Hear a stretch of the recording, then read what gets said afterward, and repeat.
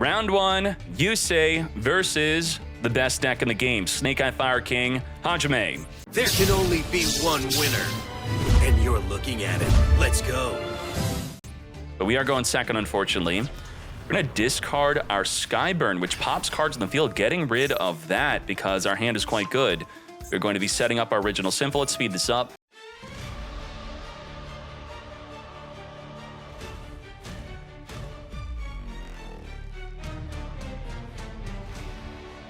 As we then make an Amblo Whale, and then we attempt to end our main phase. Now the Griffin Rider is activating, which will provoke the opponent to activate Arvata. Now, does Arvata destroy the Griffin? Did you waste your Griffin? Well, if I read the Arvata, it says you just negate the activation. So we're forcing them to pop with Arvata, and we're just going to use Griffin again next turn. Sure.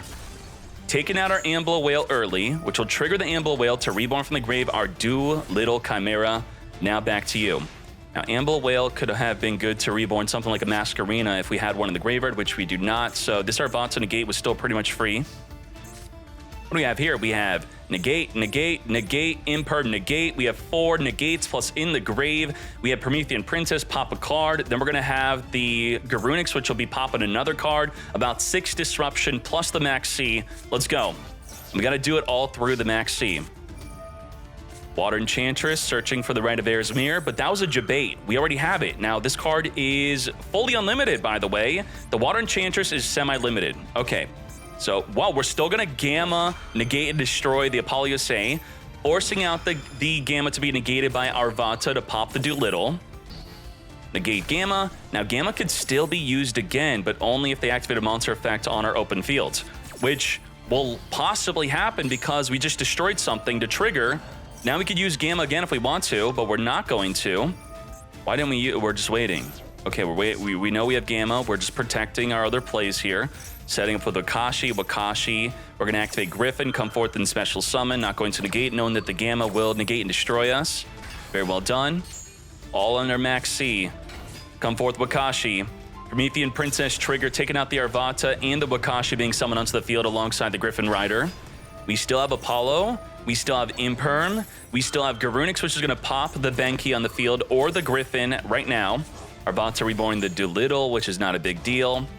As with the Garunix being resummoned from the graveyard, we're going to be popping from the deck our Kirin. Kirin's going to be reborn the Ponix, taking out the Benki scale. Now we're going to Rite of Erzmir, summon the token onto the field. With our Fateful Adventure, we're going to trigger it by normal summoning our Bike, grabbing the Draco back. We're now going to be searching our deck for a Water Enchantress, discarding the Draco back to equip it onto the token. And with this setup, we can negate anything, and we could spin a card in the field back to the hand. So what do? What are we spinning back? Draco back, spinning back the Apollo Yusei back in the extra deck as we get rid of our negate by putting the Griffin into the graveyard to make a Croco Dragon. Royal Croco Dragon, holy moly. Imperm going to negate the effect of drawing 1 card.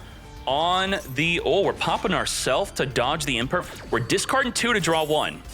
Okay. Dodge Imperm, discard 2 to draw into 1 Ash Blossom. Not enough, unfortunately, as you take this into game number 2. Yusei doesn't do too well going second. Maybe Yusei can win it, go first. Starting off with a Wanted Seeker, come to us, our Diablo Star. We're going to Rite of Erzmir. We want to set up the negate for protecting the grass looking green before we activate it. Also, we're going to get Maxx Seed right now, sure. Normal summon the Jet Synchron, trigger the Fateful Adventure, grabbing the Draco back, search our deck for the Griffin Rider, discard the Draco back, equip it onto the token. We can now special summon our Griffin Rider onto the field. We are still holding off on the Diablo Star and our grass looking green. We're going for a Junk Speeder.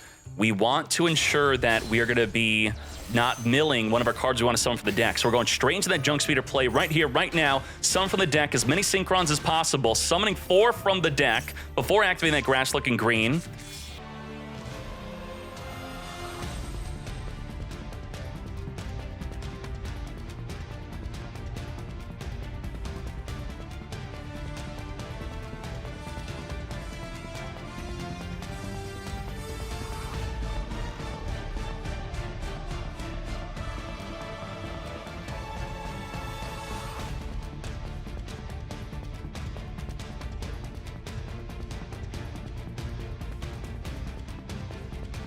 Grabbing a Fairy Tale Snow randomly off the top of the deck. Mill the top card of our deck to come forth and summon from the graveyard. Revolution Synchron. We are now activating Nibiru. Nibiru is here to tribute off the entire field as the Baron de Floor does not have her negate. We're screwed. Croco Dragon is now popping itself again. Okay, sure.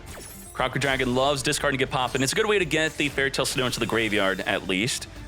Nibiru giving us a whopping 11,000 attack token, milling cards off the top of the deck randomly. Now, we milled a card that we very much needed. As you can see here, left arm offering and the card destruction. Card destruction is how you beat Maxx C. The opponent has 22 cards in the hand, 14 cards in the deck. Is that a legal activation of card destruction? Yes, it is. You card destruction, they discard everything, they draw until they scoop. We are going to be banishing from the graveyard, Water Enchantress, grabbing a Rite of Air's from the grave back to our hand, Fairy Tale Snow. We're going to keep on special summoning. 14 more special summons are coming. Oh boy, Fairy Tale Snow flipping down that Nibiru token, Synchro Rumble, Reborn from the graveyard. We have 6 cards left in our extra deck. We have Kieran right here, right? Did we time out? Kieran was going to pop Kieran, which would then summon a Fire King to then pop a card in the fields. Probably that's why we just surrendered. Damn.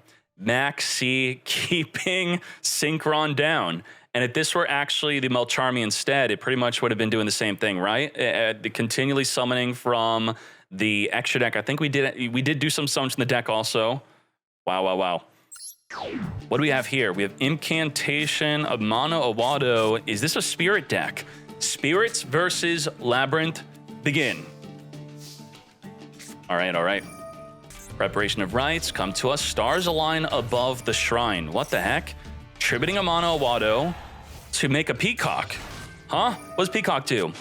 We're gonna add a Ritual oh my gosh, a double add just got negated.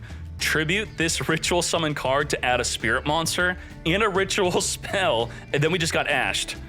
Damn, that's a hard minus. Unfreaking believable. That's crazy. And we're just ending with 4 cards left that we have. Okay, end phase setting up a big welcome in the end phase.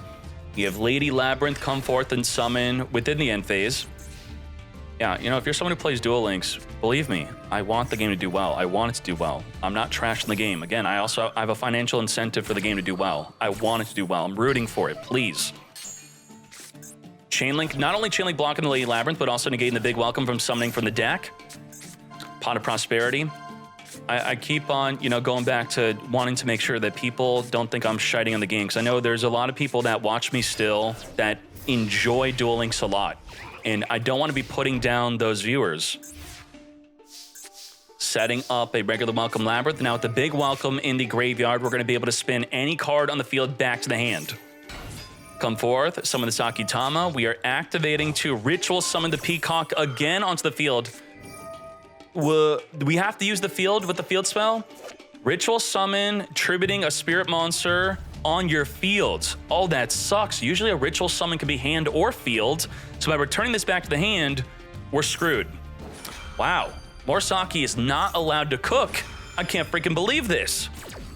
And we're going to summon a Lovely and set a trap and trigger the Lovely. We're going to spin back Sakitama, nullifying your Ritual Fusion, Ritual Summon, and then we're going to pop a card in the field or in the hand.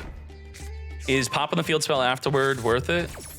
If a card is returned to your hand, you could activate. Wait, this is going to trigger the effect, right? No, a face-up wind monster has to be returned back to the hand to trigger. Now Lovely's going to trigger, get popping. Holy Royal. No, it's a glossy Lovely. Oh my gosh. Welcome Labyrinth is setting into the back row. Chandelier adding back to the hand. And now let's get popping. What are we popping here?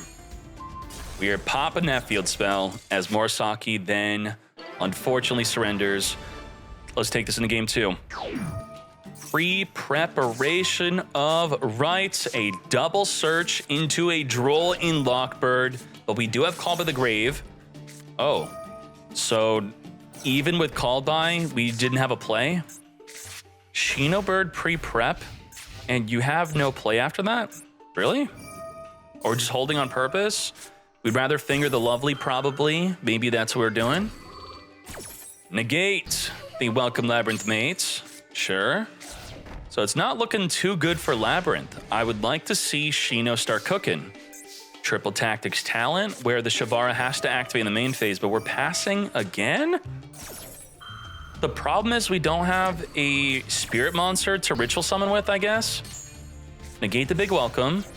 Okay, for how long can we be sitting here? Still, Labyrinth does not really have plays. We're gonna pop the Imperm just to start beating down with 2,000 attack vanilla. Wait, we're gonna spin it back to the hand after poking for a 2K? Well, it does trigger the Welcome Labyrinth and the Chandelier. That was very smart of them.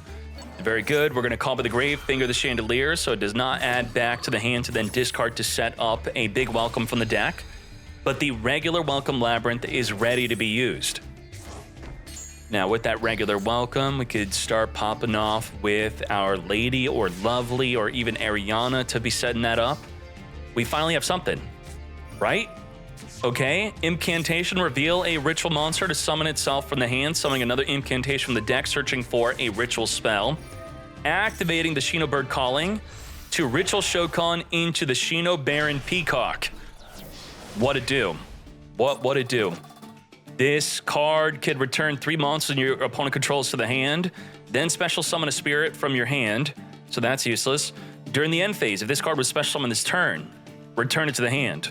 What? It's already gone? Oh my gosh. Poke for 3K, then summon 2 tokens in the end phase.